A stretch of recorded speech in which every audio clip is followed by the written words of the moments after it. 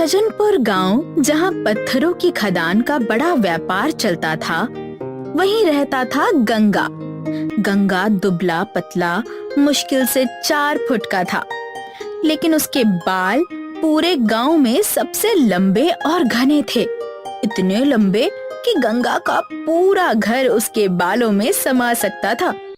गांव के बच्चे जब जब उसे देखते, हैरान होकर कहते, अरे देखो देखो, गंगा चाचा के बाल तो जमीन पर झाड़ू मार रहे हैं।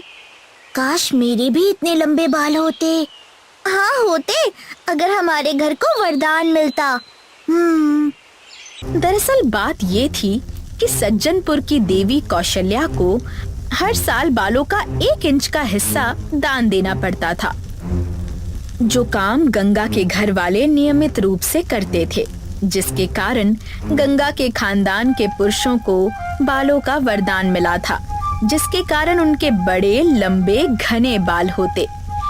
लेकिन पहले बाल और धन से संपन्न गंगा का घर अब बड़ी खराब स्थिति में था, जिससे गंगा तंग आ चुका था। हे भगवान, ये सब क्या है? मैं तंग आ चुका हूँ इन बालों से। एक तो पहले से ही घर में खाने की कमी है, और ऊपर से ये बाल 2-2 दिन की छुट्टी लेनी पड़ती है इन्हें धोने और संवारने के लिए। मैं ये सब और नहीं कर सकता। अरे भैया, खुद से क्या बातें कर रहे हैं? कुछ नहीं, ऐसे ही। ठीक है। वैसे भैया, मैं आपके लिए ये नीम के पत्ते लाया हूं। इसका मिश्रण आपके बालों को और मजबूत कर देगा। ये बस अब बंद कर। मैं इन बालों से तंग आ चुका हूं। तुम्हें दिखता नहीं है क्या? बजाय मुझे इससे छुटकारा दिलाने के, तुम इसे और मजबूत और लंबे करने की बातें कर रहे हो। अरे भैया, आप इतना भड़क क्यों रहे हैं? मैं तो... चुप कर, बस अब बहुत हो गया। मैं इन बालों को काटने जा रहा हूं। क्या? ये आप क्या कह रहे हैं? वही जो तू सुन रहा है। लेकिन हमारे घर को जो वरदान मिला है उसका क्या? हम तो देवी को आपके बाल दान करते हैं ना, और आप उन्हीं बालों को काटने की बातें कर रहे हैं। ये सही नहीं है भैया, ये पाप होगा। पाप? अरे कौन सा पाप और कौन सा वरदान? जो भी था वो पहले था, अब पहले जैसा कुछ नहीं रहा। अब हम राजा जैसे नहीं, गली के भिखारी की तरह रहते हैं। इन बालों की चोटी बांधकर दिन रात उस पठार के खदानों में काम करते करते थक चुका हूं। ये वरदान और देवी माँ की बातें अब बस कहने के लिए हैं। तुझे पता भी है कि लोग मेरे पीठ पीछे क्या कहते हैं, मुझे क्या कहकर चिढ़ाते हैं? नहीं, तुझे नहीं पता है, इसलिए मुझे समझाने की कोशिश मत कर। इन गांव वालों की आंखों में हमारे लिए जो इज्जत है ना, वो सिर्फ देवी माँ की महापूजा के लिए है, वरना तो हम इनके लिए किसी नाचने गाने वालों से भी कम हैं। क्यों? क्योंकि अब हमारे घराने का बड़ा नाम और धन दौलत नहीं है। मैं मानता हूं भैया, हमारे पीठ पीछे जो बातें होती हैं, इसे नजरअंदाज करना नामुमकिन है। लेकिन याद है ना पापा ने क्या कहा था? ये हमारी परंपरा है और हमें ये निभानी है। रामू ने गंगा को समझाने की बहुत कोशिश की, लेकिन गंगा बड़े ही गुस्से में था। उसने तुरंत अपने कमरे से एक कैंची लाई और बालों को काटने के लिए हाथ बढ़ाया, लेकिन तभी कैंची अपने आप उसके हाथ से दूर जा गिरी। चारों ओर हवा चलने लगी, उसकी चोटी चमक उठी और हवा में लहराने लगी। ये क्या हो रहा है? भैया, ये तो अलौकिक लग रहा है। गंगा के बाल बिजली की तरह चमकने लगे और उससे एक जोत बाहर निकली, जिसने एक शक्ति का रूप धारण कर लिया। अरे तुम कौन हो? मैं एक अलौकिक शक्ति हूँ, जो सालों से तुम्हारे बालों के रूप में तुम्हारे साथ हूँ। क्या अलौकिक शक्ति, और वो भी मेरे साथ? हाँ, यहाँ मैं तुम्हें कुछ बताने आई हूँ। क्या बताना चाहती हो तुम मुझे? गंगा, मैं जानती हूँ कि तुम किस पीड़ा से जूझ रहे हो, किंतु लोगों की बातों में आकर परंपरा तोड़ना उचित नहीं। भले ही आज तुम्हारी कीमत गांव वालों को समझ ना आ रही हो, लेकिन तुम कोई साधारण इंसान नहीं। तुम पर देवी का वरदान है। तुम इस गांव के रक्षक हो। समय आने पर सबको तुम्हारी शक्ति का ज्ञान होगा। याद रखना, तुम्हारे बाल ही तुम्हारी ताकत है। इतना कहकर वो शक्ति फिर से चोटी में समा गई। सब कुछ शांत हो गया। अलौकिक शक्ति की बात सुनकर रामू और गंगा हैरान हो चुके थे। वो शक्ति से अपनी बात कहते उसके पहले ही वो गायब हो गई। जो हुआ था वो अविश्वसनीय था, लेकिन उसकी वजह से ही सही गंगा ने बाल काटने का निर्णय पीछे लिया था। और आखिरकार देवी कौशल्या की महापूजा का दिन आ गया। उस दिन गंगा ने प्रथानुसार अपने बाल देवी को दान में दिए और अपने मन की बात देवी को बताई। हे देवी माँ, आज मैं बड़े दिल से तुमसे कुछ कहना चाहता हूँ। इन बालों की वजह से लोग मेरा मजाक उड़ाते हैं। इसकी वजह से मुझे अपमान सहना पड़ता है। ये सब अब मुझसे सहन नहीं होता। मैं चाहता हूँ कि मेरा घराना फिर से अपनी असली पहचान पाले। हमें वही सम्मान मिले जो कभी हमारे पूर्वजों को मिलता था। जो अलौकिक शक्ति मैं अपने बालों के सहारे अपने साथ लिए चलता हूँ, उसका प्रत्यक्ष दर्शन सबको हो। सबको वो शक्ति दिखे जो रक्षा के लिए मेरे अंदर मेरे साथ मौजूद है। आखिरकार गंगा ने अपनी बात देवी माँ को बता ही दी। और जैसे ही उसने ये कहा कि शक्ति के दर्शन हुए, आकाश में अचानक काले बादल घिर आए और तेज बारिश शुरू हो गई, जिसके कारण पानी गांव में भरने लगा। बारिश का ऐसा विकराल रूप देखकर गांव वाले डर के मारे यहाँ वहाँ भागने लगे। अरे बाढ़ आ गई, बाढ़ आ गई! अरे हम सब डूब जाएंगे! सब बहुत डरे हुए थे। किसी को कुछ समझ नहीं आ रहा था कि आखिर क्या करें। तभी रामू ने गंगा से कहा, भाई मुझे याद है, गांव के दक्षिण में एक खाई है। अगर वहां का बड़ा पत्थर हट जाए तो पानी उस रास्ते से निकलकर नदी में मिल जाएगा। पूरा गांव बच जाएगा। की बताई हुई बात सुनकर गंगा तुरंत सबको खाई की ओर ले गया। उसने देखा कि वो विशाल पठार उस खाई की दीवार में फंसा हुआ था। उसे देखा तो गंगा भी डर गया था, लेकिन उसने हार नहीं मानी। उसने हिम्मत से काम लिया। हे देवी माँ, अगर मैं सच में इस गांव का रक्षक हूँ तो आज ये मेरी परीक्षा है, मेरी परीक्षा है। इसलिए अपनी कृपा मुझ पर बनाए रखना माँ। देवी का आशीर्वाद लेकर गंगा अपने काम में आगे बढ़ा। उसने अपने बालों का जूड़ा खोला, उसे पत्थर से बांध दिया और अपनी पूरी ताकत लगाकर रस्सी की तरह उस पत्थर को खींचने लगा। पहले पत्थर टस से मस नहीं हुआ, लेकिन तभी गंगा ने उस अलौकिक शक्ति को पुकार लगाई। हे अलौकिक शक्ति, अगर मैं इस गांव का रक्षक हूँ तो मेरी मदद कर और इस गांव को मेरे साथ बचा ले। और तभी चमत्कार हो गया। गंगा के बालों में बिजलियां बहने लगी और पत्थर धीरे धीरे अपनी जगह से हिलने लगा, जिसे देखकर गंगा ने फिर एक बार अपनी पूरी ताकत लगा दी और वो भारी भरकम पत्थर उस खाई की दीवार से बाहर निकल गया और बारिश से भरे पानी का तेज बहाव उसी रास्ते से नीचे निकल गया और जाकर नदी में मिल गया। गांव बाढ़ से बच गया, जिसके बाद ये चमत्कार देख गांव वाले गंगा के चरणों में गिर पड़े। गंगा, आज तूने हमारी जान बचाई। तू सच में हमारा रक्षक है, हमारा रक्षक है रे। सही कहा गंगा, तेरे बाल सच में देवी का वरदान ही हैं। आज से अब इसका कोई मजाक नहीं उड़ाएगा, हम वादा करते हैं। भैया देखा आपने कर दिखाया।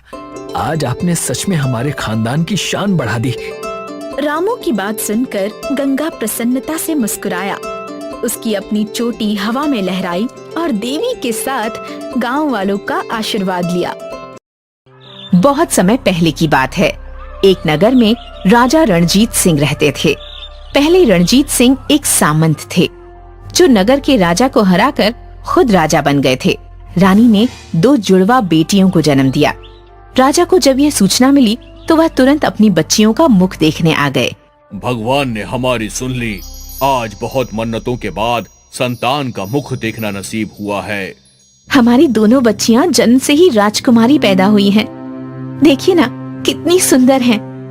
हाँ, दोनों ही हमारे देश में रह रही गोरी मैम से भी गोरी हैं। अब मैं इनके नामकरण की तैयारियां करता हूँ।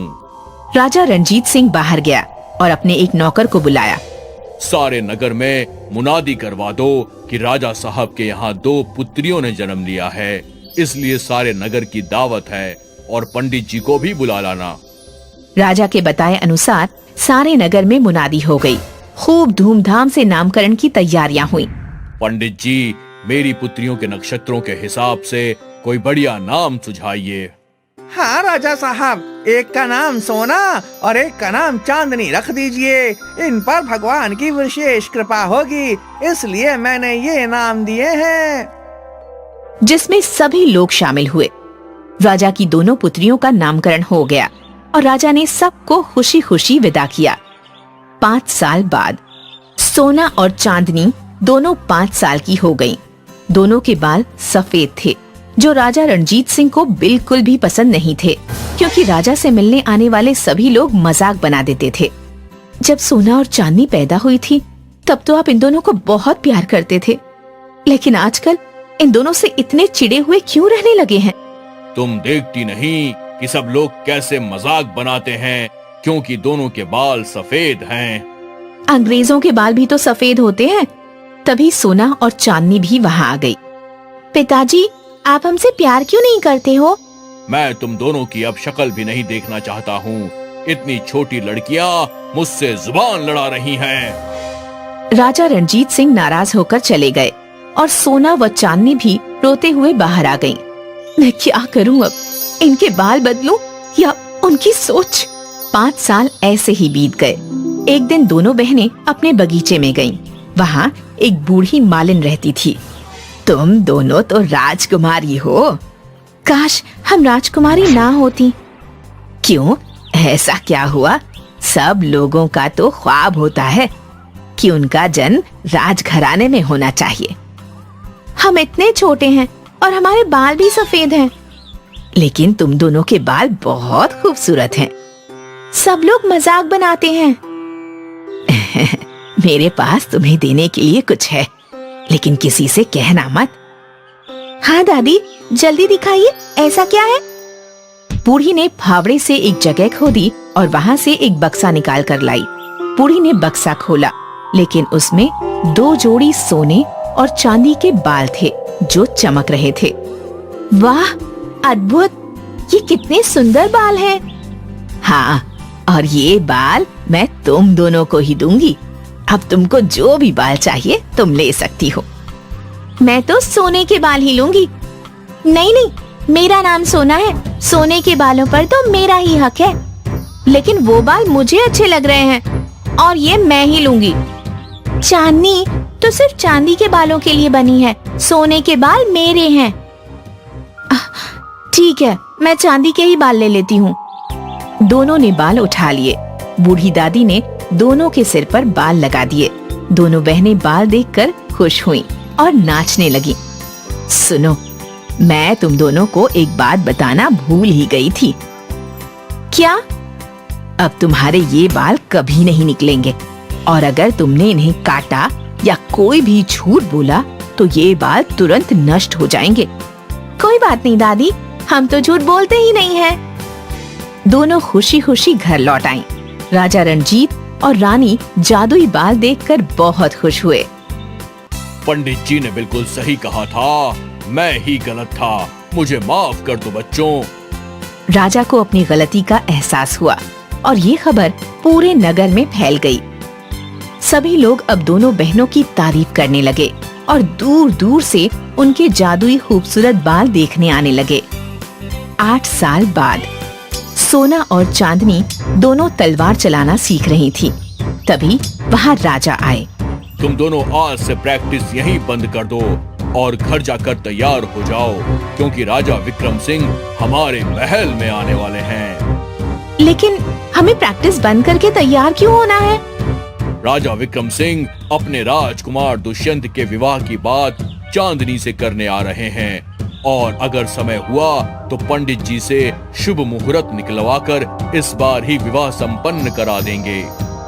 राजकुमार से तो मैं विवाह करना चाहती हूँ, लेकिन चांदनी का विवाह राजकुमार से मेरी आंखों के सामने कैसे हो सकता है? मेरे बाल सोने के हैं और चांदनी के चांदी के। तो ये देखकर राजकुमार खुद ही मना कर देंगे। क्या हुआ सोना, किस सोच में पड़ गई? नहीं, कुछ नहीं, सब ठीक है। मैं तो बस ये सोचकर खुश हो रही थी कि मेरी बहन दुल्हन बनेगी तो मुझे कितना अच्छा लगेगा। मैं भी परी के जैसी सजूंगी। हाँ हाँ जरूर, मेरे दोनों बेटियों के बाल इतने सुंदर हैं और वो लगती भी परी की तरह हैं। पिताजी सब जानते हैं कि मैं परी दिखती हूँ, लेकिन मानते नहीं हैं। राजकुमार के साथ मेरी शादी होगी, ये तो बहुत खुशी की बात है, क्योंकि राजकुमार एक अच्छे इंसान है। राजा ये कहकर चले गए। चांदनी, तू चलकर तैयार हो, मैं भी आ रही हूँ। सोना ने चांदनी को भेज दिया और खुद रास्ते में जाकर खड़ी हो गई। वहाँ से जब राजा विक्रम सिंह अपने परिवार के साथ निकले तो उसने उन्हें रोक लिया। रुकिए रुकिए, मैं आपको ही लेने आई हूँ। अतिथि देवो भव, इसलिए आपको अकेले तो महल तक नहीं बुलाया जा सकता था। तुम कौन हो? मैं राजा रणजीत सिंह की सुपुत्री चांदनी हूँ।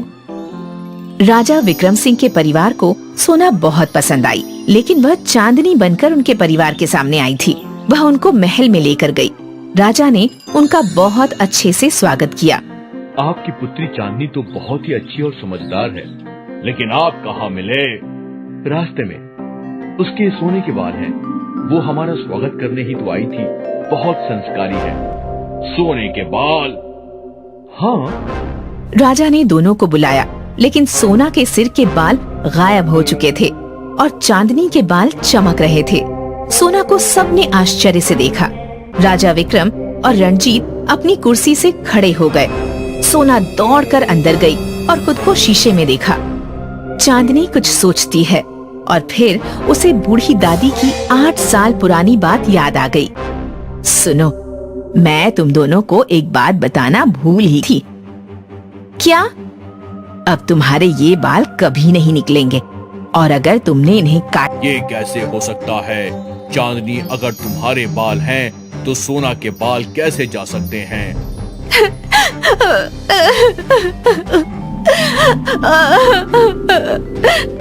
चांदनी कुछ सोचती है और फिर उसे बूढ़ी दादी की 8 साल पुरानी बात याद आ गई। सुनो, मैं तुम दोनों को एक बात बताना भूल ही गई थी। क्या?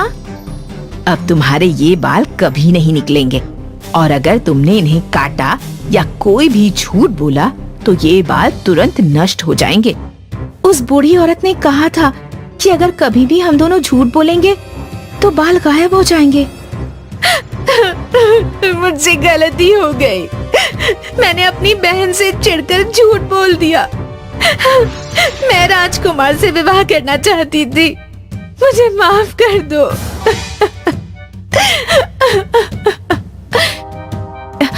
कोई बात नहीं सोना बहन, तुम अब भी राजकुमार से शादी कर सकती हो, और अगर ये बात तुम मुझे पहले बता देती तो मैं भी मना नहीं करती। मैं कितनी गलत थी, मुझे भगवान कभी माफ नहीं करेंगे। सोना का स्वार्थ और झूठ सबके सामने आ गया। विक्रम सिंह ने सोना से राजकुमार का विवाह कराने से मना कर दिया। सोना बहुत स्वार्थी है और उसे उसकी झूठ की सजा मिल गई है, लेकिन हम सोना से राजकुमार का विवाह नहीं कराएंगे। सोना फूट फूट कर रोई और फिर चांदनी का विवाह राजकुमार के साथ धूमधाम से हुआ। सोना के पास सिर्फ पछतावा रह गया।